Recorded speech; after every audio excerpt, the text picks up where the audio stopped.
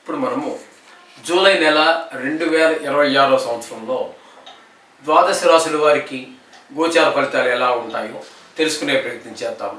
కన్యారాశి వారికి జూలై నెల 2026 సంవత్సరంలో గోచార ఫలితాలు ఏ విధంగా ఉన్నాయో సశాస్త్రీయమైన పద్ధతిలో మనం తెలుసుకునేటటువంటి ప్రయత్నం చేద్దాము. దీన్ని శాస్త్రాన్ని అతిక్రమించి ఒక్క మాట కూడా చెప్పడం జరగదండి. ఈయన ఏంటి అన్ని ఇలాగే చెప్తున్నారు కానీ ఒక్కగా బాగా ఎక్కువ సంతోషపడిపోయేలాగా నాకు 100 కోట్లు వస్తాయని చెప్పట్లేదు ఎప్పుడు అని మీరే అనుకోకండి. అది ఎక్కడ ఏ శాస్త్రంలోనూ కూడా లేదు. అది మేము కల్పించి చెప్పాలి మీకు సంతోషం కోసం. మిమ్మల్ని శాస్త్రాన్ని విడిచిపెట్టి మిమ్మల్ని సంతోషపెట్టి రేపు నా మాట అబద్ధమయ్యి ఆఖరికి మీకు శాస్త్రం మీద నమ్మకం పోవటం ఇవన్నీ జరిగేటి అనర్థాలు ఉంటాయండి. అందుచేత అటువంటిది ఏముండదు. శాస్త్రం ఎంతవరకు చెప్పిందో అంతవరకు చెప్పడం జరుగుతుంది. ఇక్కడ ఈ కన్యారాశి వారికి 6వ స్థానంలో రాహుగ్రహ సంచారం, 6వ స్థానంలో గోచార రీత్యా రాహుగ్రహ సంచారం మంచి ఫలితాలు ఇస్తుందండి. మొత్తం ఆరోగ్యం బ్రహ్మాండంగా ఉంటుంది. అలాగే మీరు ఎవరికైనా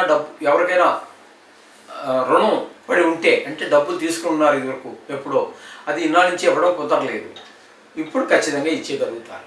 లేదు మీకే రుణం కోసం మీరు ప్రయత్నం చేస్తున్నారు, పిల్లవాడి విద్యాభ్యాసం కోసమో లేకపోతే గృహం కొనుక్కోవడం కోసమో మీరే అప్పు కోసం ప్రయత్నిస్తుంటే కూడా అప్పు దొరుకుతుంది. అంటే ఏంటి, మీకు అప్పు ఉంటే తీర్చేయగలుగుతారు, అప్పు కావాలంటే పుడుతుంది. అంటే ధనానికి మాత్రం లోటు ఎట్టి పరిస్థితుల్లో రాదు అని అర్థం. ఈ విధంగా మనకి మంచి పేరు ప్రఖ్యాతులు వచ్చేటువంటి అవకాశం ఉంటుంది. వీరికి అందరితో మీతో గొడవ పడేటటువంటి వాడు కూడా మిత్రుడిగా మారేటువంటి అవకాశం కూడా ఉంటుంది మనకి ఈ 6వ స్థానంలో రాహుగ్రహ సంచారం ఉండటం వలన. ఇకపోతే 7వ స్థానంలో శని భగవాన్ యొక్క సంచారం జరుగుతోంది. ఇది భార్యాభర్తల మధ్యన కొంచెం ఇబ్బందికరమైనటువంటి యొక్క దృష్టి ఇది పరిస్థితులు ఏర్పడుతూ ఉంటాయి. అలాగే జాయింట్ వ్యాపారస్తుల మధ్యన కూడా అభిప్రాయ భేదాలు ఏర్పడేటటువంటి అవకాశం పుష్కలంగా కనిపిస్తూ ఉంది ఇక్కడ మనకి. ఇకపోతే భాగ్యస్థానంలో కుజుని యొక్క సంచారం జరుగుతోంది. భాగ్యస్థానంలో కుజుని యొక్క సంచారం తండ్రి గారి ఆరోగ్య విషయంలో కానివ్వండి, లేదా కొంచెం ఇబ్బందికరమైన పరిస్థితులు ఉంటాయి. దానాలు ధర్మాలు చేయాలని మీరు ప్రయత్నించినా, లేదా గుడికి వెళ్ళాలని చెప్పేసి ప్రయత్నం చేసినా కూడా వెళ్ళలేకపోతూ ఉంటారు. ఎక్కడికి వెళ్ళకుండా ఇంటి దగ్గరే కూడా పూజ చేసుకుంటున్నా కూడా ఈ కుజుడు ఈ భాగ్యస్థానంలో ఉన్న కారణంగా వింటే భావాద్భావం అది పుణ్యానికి సంబంధించినటువంటిది. కాబట్టి అక్కడ కూడా మనసు ఏకాగ్రత కుదరదు. ఏకాగ్రత కుదరకపోతే పూజ వల్ల పెద్దగా ఫలితం ఉండదండి. ఆ విధమైన పరిస్థితి అంతా కూడా ఈ భాగ్యస్థానంలో కుజుని వల్ల కలుగుతుంది. ఇక రవి యొక్క సంచారం తీసుకున్నట్టయితే దశమ స్థానంలో ఒక 16 రోజులు. ఈ దశమ స్థానంలో 16 రోజులు కూడా చాలా మనకి యోగకారంగా ఉంటాడు ఆయన 10వ స్థానంలో.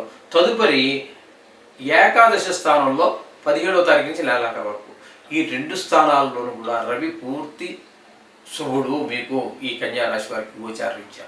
10వ స్థానంలో ఉన్నప్పుడు నిరుద్యోగులకి ఉద్యోగం ఇచ్చే అవకాశం ఉంటుంది. ఉద్యోగంలో ఉన్న వారికి మరొక ప్రమోషన్ వచ్చే అవకాశం ఉంటుంది. లేదా వాళ్ళ బాస్ ఎవరైతే ఉన్నాడో ఆయన మెచ్చుకునేటువంటి పరిస్థితి ఉంటుంది. శ్రమకి తగినటువంటి ఫలితం లభిస్తూ ఉంటుంది దశమ స్థానంలో ఉన్నప్పుడు. వృత్తిపరంగా సొంత వ్యాపారం అనుకోండి, వృత్తిపరంగా పైకి ఎదిగే అవకాశం ఉంటుంది. ఇక తదుపరి 17వ తారీఖు నుంచి ఏకాదశంలోకి వచ్చారు కాబట్టి ఏకాదశంలో ఏ గ్రహంలో యోగిస్తుంది, ధనానికి లోటు లేకుండా చూస్తుంది. ఇక్కడ నెలాఖ వరకు కూడా ఇక్కడ కూడా అంటే రవి పూర్తి మీకు శుభుడు. అలాగే బుధుని యొక్క సంచారం తీసుకున్నట్టయితే ఆయన మిథునుల్లో అంటే ఏం చెప్పాలి, దశమ స్థానంలో కొన్ని రోజులు, మళ్ళీ ఏకాదశి స్థానంలో కొన్ని రోజులు తిరుగుతున్నాడు, మళ్ళీ దశమ స్థానంలోకి వెళ్ళి 3 రోజులు ఉంటున్నారు. ఈ పరిస్థితి అంటే 10, 11 స్థానాల్లో ముందుకి వెనక్కి తిరిగిన కారణంగా దశమంలోనూ ఏకాదశంలోనూ కూడా రవితో పాటు బుధుడు కూడా పూర్తి అనుకూలుడే, అవే ఫలితాలు ఇస్తూ ఉన్నాడు ఈయన కూడా. ఇకపోతే గురువుని తీసుకున్నట్టయితే ఏకాదశ స్థానంలో నెలంతా ఉన్నారు. ఆయన ఏకాదశ స్థానంలో ఉన్న కారణంగా ధనానికి ఏమాత్రమూ లోటు రాదు. అలాగే వ్యవహార నైపుణ్యం ఉంటుంది. చాలా చక్కటి మొత్తం ఫలితాలన్నీ కూడా గురువు ప్రసాదిస్తూ ఉన్నాడు ఇక్కడ. అలాగే శుక్రుడిని కనుక తీసుకున్నట్టయితే 11వ స్థానంలో 4 రోజులు, 12వ స్థానంలో 5 రోజులు. ఈయన 2 స్థానాల్లోనూ కూడా 12వ స్థానంలో కూడా శుభ ఫలితాలు ఇచ్చేటటువంటి గోచార రీత్యా ఏకైక గ్రహం ఒక శుక్రుడు మాత్రమే. కాబట్టి శుక్రుడు కూడా అనుకూలుడు, గురువు అనుకూలుడు, బుధుడు అనుకూలుడు, రవి అనుకూలుడు, రాహు అనుకూలుడు. ఇన్ని గ్రహాలు అనుకూలత మీకు కనిపిస్తోంది. కన్యా రాశి వారికి ఈ నెలంతా కూడా, జూలై నెలంతా కూడా చాలా గోచార రీత్యా, జాతక రీత్యా అనేది కాదండి, వెండి మీరు అలా కంగారు పడకండి. ఈ గోచార రీత్యా చాలా గ్రహాలు మీకు అనుకూలమైనటువంటి ఫలితాలు ఇస్తూ ఉన్నాయి. చాలా బాగుందని చెప్పుకోవచ్చు కన్యా రాశి వారికి. ఏదైనా రాహు కుజుడు అనుకూలత లేదు, ప్రతికూలతలే ఉన్నాయి. కాబట్టి ఖచ్చితంగా అవునా చదువుకోండి. ఇప్పుడు మీరు ఇన్ని గ్రహాలు బాగున్నాయి కదా అని వదిలేయకండి. మీరు చదవటం వల్ల ఏమవుతుంది, బాగున్నటువంటి గ్రహాలు, మీకు అనుకూలంగా వర్తించేటటువంటి గ్రహాలు మరింత సుఫలితాన్ని ఇస్తాయి. వ్యతిరేకంగా ఉన్నటువంటి గ్రహాలు అనుకూలంగా మారుతాయి. అందుచేత ఖచ్చితంగా ఎన్ని గ్రహాలు అనుకూలతలను ఉన్నాయి, ప్రతికూలతలు, అది ఏ గ్రహమైనా కానివ్వండి, రోజు ప్రార్థించడం ద్వారా మనకి చాలా చక్కటి ఫలితాలన్నీ కూడా మనం పొందవచ్చు. ఇది ఒకటి గుర్తుపెట్టుకోండి. శుభం భూయాత్.